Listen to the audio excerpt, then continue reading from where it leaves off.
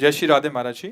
महाराज जी, मुझे मेरी पत्नी के प्रति बिल्कुल भी आकर्षण नहीं आ रहा। दूसरी स्त्रियों के प्रति मन आकर्षित होता है। नहीं मन को होना चाहिए। समझाना, नहीं, किसका समझाते प्रश्न है? समझाते थक गया। हाँ, नहीं, बिल्कुल नहीं होना चाहिए बच्चा। खास बात समझो तुम, देखो अब खास बात ये है कि ये चमड़ी का खेल है। यहाँ मलाशय, मूत्राशय है। कुछ खास बात कहीं सोने के नहीं लगे अंग, कहीं हीरा जवाहरात के अंग नहीं बने, सब मांस के बने और सब मलमूत्र के द्वार हैं। केवल वो बुद्धि मलिन हो चुकी है, इसलिए आकर्षण है। तो उस आकर्षण को मिटाने के लिए हमारे शास्त्र ने पाणि ग्रहण संस्कार ब्याह का कि आप सीमित होकर करोगे तो एक दिन आपको अपने आप वैराग्य हो जाएगा। सच्ची मानना, आप एक पत्नी में आसक्त हो जाइए, कुछ दिनों के बाद आपको घृणा होने लगेगी। यार क्या है इसमें, आने लगे, क्योंकि इसमें सुख लगे। तभी देखा है हमने, गांव में देखा है, थोड़े थोड़े संतान हो गए, दरवाजे के बाहर चारपाई में लेटने लगे, अपने आप संयम में आने लगे। धर्म, अगर आप दूसरी माताओं बहनों की तरफ देखोगे तो ये लिख लो हमारी बात, तुम्हारी कामाशक्ति बढ़ती जाएगी और तुम्हें ऐसा विश्वास होगा कि इसमें सुख है, और वो ऐसी जगह फंसाएगा कि तुम्हारी फिर जो हालत होगी वो ना अंदर से ना बाहर से तुम झेल नहीं पाओगे। पक्की बात है, पक्की बात। जब बिगड़ जाएगा ना आचरण तुम्हारा, तो फिर ना अंदर सुधर पाओगे ना बाहर तुम रह पाओगे। जो पराई स्त्री पर नजर डालते, कितने दिन छुपोगे? एक दिन जब चौड़े पे आओगे तो कोई ना कोई है ना उस स्त्री का, भाई होगा, पिता होगा, पति होगा, कोई ना कोई तो है संरक्षा में। और कोई नहीं है तो काल है। काल तुम्हें ऐसी जगह फंसा के नष्ट करेगा, होश उड़ जाए। व्यभिचारी की कभी भी सुख शांति सदगति नहीं होती। अगर ब्याह हुआ है तो अपनी पत्नी में ही भगवत भाव करके कि प्रभु इसी रूप में आए, हमारे अंदर चाह थी भाई कोई साथी मिले तो इसी रूप में आए हैं बस। और शांत, ये उद्दंडता अगर बनी रही तो दुर्गति पक्की है, पक्की। इसलिए मतलब ये नेत्र चराना बंद करो। ये नेत्रों को जो चराना होता है ना, हाँ, ये दैवी शक्ति है। जितना बुरा देख करके सोचोगे उतने तुम्हारे सुकृत नष्ट हो जाएंगे और आगे तुम्हें दुख मिलेगा, पक्का। इसलिए बहुत होश में रहो, बहुत होश में। जरा सी गलती तुम्हारे कई जीवनों को नष्ट कर देगी। देखो, एक बीच में हमें किसी ने बताया था कि वहाँ कोई स्कूटी से लड़की जा रही थी, उसकी स्कूटी खराब हुई और चार लोग ट्रक वाले ऐसे खड़े थे, उसको काम दुकान जानते हैं, ले गए और गंदे आचरण करके तेल डाल के उसे जला के मार दिया। दूसरे दिन पता चला कि सुबह ही उनको वहीं गोली मार दी थी, वहीं मार दी गई थी। शायद ये हैदराबाद की तरफ ऐसे कहीं किसी ने देखा। परिणाम देखो ना, देखो ना, ये इतना ही थोड़ी परिणाम है।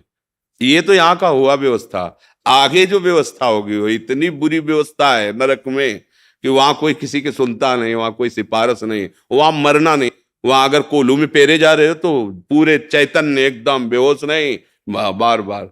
तो इसलिए जो पराई स्त्री के साथ संभोग की तो वो लोहे का खंभ तपता हुआ आग की ज्वाला की तरह 10-10 हजार वर्ष तक चिपकाया जाता है। जलते रहो, मरना है नहीं।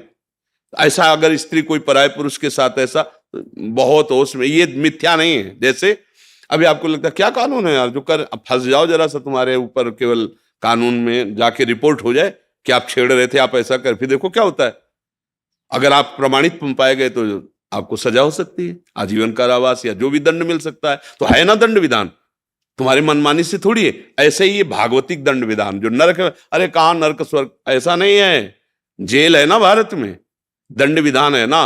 अरे बोले कौन देखता है किसकी, तो जब यहां से पकड़ के जाते हैं ना तो पिटाई चौराहे पे नहीं की जाती है। ऐसे नरक एकांत में भला है, वहां जाके सड़ाया जाता है। वहां सीसीटीवी से थोड़ी सबको भेजा जाता है कि देखो ये नरक का दंड मिल रहा है। ये शास्त्रीय विधान भैया, बहुत सबसे ज्यादा खतरनाक ये अपराध गिरा देता है। क्योंकि मनुष्य शरीर में स्त्री शरीर की तरफ या भोगों की तरफ आकर्षण और शासन न रह पाने के कारण आज तो मनोरंजन समझा जाता है। शास्त्रीय मर्यादाएं, धर्म, इनकी तरफ तो वृत्ति नहीं जा रही, इसको तो मनोरंजन कि यार कुछ नहीं इसमें नहीं, आज तुम्हारा इधर कल उधर, ऐसा नहीं, फिर दुर्गति भी भोगनी पड़ती है। ये भारत देश है, परम पवित्र देश है, ये धर्म के अनुसार चलने वाला देश है। यहाँ जन्म होना, यहाँ बहुत महिमा, जहाँ पावन गंगा जी, यमुना जी, प्रभु श्री कृष्ण, प्रभु श्री राम, महादेव जी, यहाँ देखो ना कितने भागवती का अवतार, कितनी महिमा। और ऐसे देश में पैदा होके विदेशी आचरणों का अनुकरण करे, बहुत सावधान, बहुत सावधान, ये गलती होने ही ना पावे। बहुत जो चाहे आपन कल्याणा, सुजस सुबत शुभ गति शुभ नाना, सो परनार लीलार गोसाई, तजो चौथ के चंद किनाए। दूसरी माताओं बहनों को काम दृष्टि से देखने का मतलब अपने सर्वनाश का निमंत्रण देना।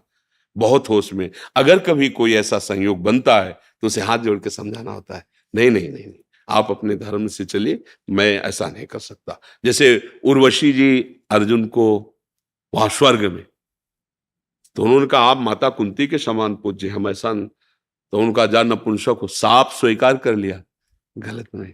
तो अपने धर्म से चलोगे तो भगवान रक्षा करते, वही साफ वरदान का काम बना, जो अज्ञातवास में वही काम कर गया। नहीं तो कैसे इतना बड़ा महारथी छुपता। देखो वो लगा साप दे दिया, पर धर्म से थे तो वरदान का काम बन गया, अज्ञातवास में वो काम आ गया। इसलिए धर्म से चलो, कभी हानि होने वाली नहीं।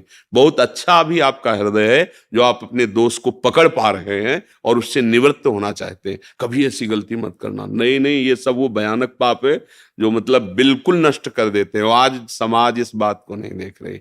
बहुत खुशी होते हैं जब किसी के साथ गंदा व्यवहार करने का अवसर मिलता है, समझते मानो मैंने बाजी जीत ली। जीत नहीं ली, इसका परिणाम जब आएगा तब, चाहे स्त्री हो चाहे पुरुष हो, जब परिणाम आएगा तब देखना। थोड़ा हमारे मालिक के दरबार में रजिस्टर विलंब से खुलता है। अनंत ब्रह्मांडों के जीव हैं, पर जिस दिन खुलेगा तुम्हारे पुरखा पानी पा जाएंगे, पक्का समझ लेना।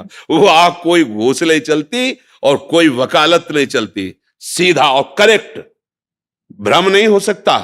ऐसा नहीं कि मैंने ऐसा नहीं किया था, ऐसा नहीं है, वो तुम्हारे हृदय में ही बैठा है। एक बार स्वीकृति उसको कराई जाती है, ऐसा हुआ कि नहीं उसको दिखाई दे रहा, बस तुरंत उसको भोग दंड मिलता है उसका। इसलिए बचो, राधा राधा राधा, इसीलिए कहते हैं हाँ, नाम संकीर्तनम यस्य सर्व पाप प्रणाशनम, जिनका नाम कीर्तन करने से सारे पाप नष्ट हो जाते हैं। सबसे गलतियां होती हैं, प्रभु क्षमा भी करते हैं। तो राधा राधा नाम जप करो, कभी ऐसा नहीं। माताओं बहनों की तरफ ये देवी शक्ति है, जो अपने पाणी ग्रहण करके धर्म के अनुसार स्वीकार किया वही भाव रखो। नहीं ब्याह हुआ तो संयम से रहो, भजन करो, मुक्त हो जाओ। भगवान ने मनुष्य जीवन भोगों के लिए नहीं, भजन के लिए दिया है।